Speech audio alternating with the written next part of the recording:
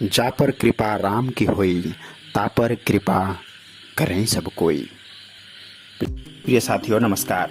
दिनांक 15 मई 2024 दिन बुधवार को परम पूज्य सद्गुरुदेव जी महाराज जी का शुभागमन श्री हंस भक्ति धाम आश्रम लखनऊ में हुआ। लखनऊ एवं आसपास के जिले के प्रेमियों से आश्रम का पूरा प्रांगण खचाखच भरा गया था। कार्यक्रम लगभग 3 बजे से सुंदर सुंदर भजनों से कार्यक्रम का प्रारंभ हुआ।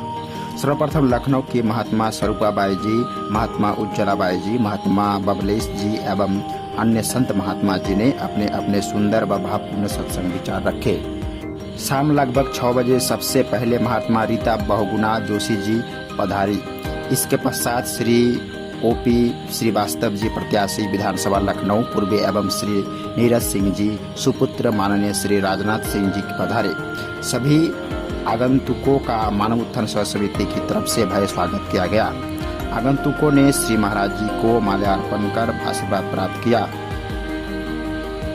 श्री महाराज जी ने अपने उद्बोधन में मौजूदा सरकार की उपलब्धियों के बारे में जानकारी देते हुए पुनः सभी को सरकार को अपना समर्थन देने के बारे में कहा।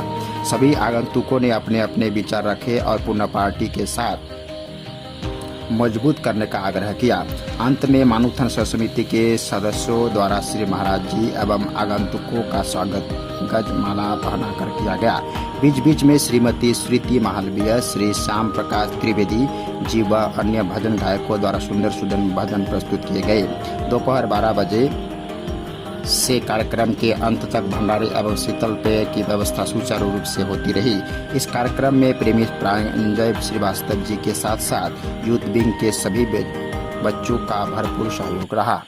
प्रिय महानुभावों, सदगुरु महाराज जी एक सत्संग में कहते हैं कि तुलसीदास जी भी कहते हैं कि काक होए पिक बकऊ मराला, सुनी आचरज करे जन कोई, सत्संगति महिमा नहीं गोई।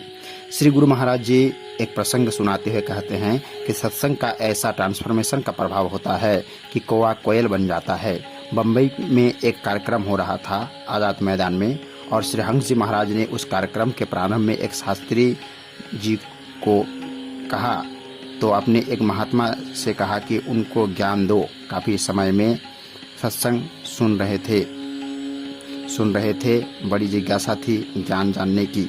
तो करीब आज़ाद मैदान के करीब एक मकान में वह गए, उनको वहाँ क्रियाओं का बोध कराया और कराने के बाद श्री महाराज जी ने कहा कि भाई अब तुम आ जाओ, प्रोग्राम चल रहा है।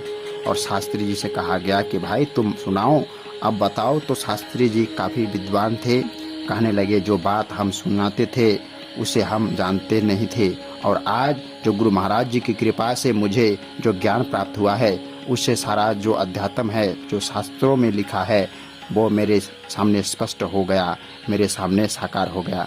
तो कोई भी हंस बनाने की जो ट्रांसफॉर्मेशन की जो क्रिया है, ये सदगुरु महाराज के ज्ञान से मिलता है।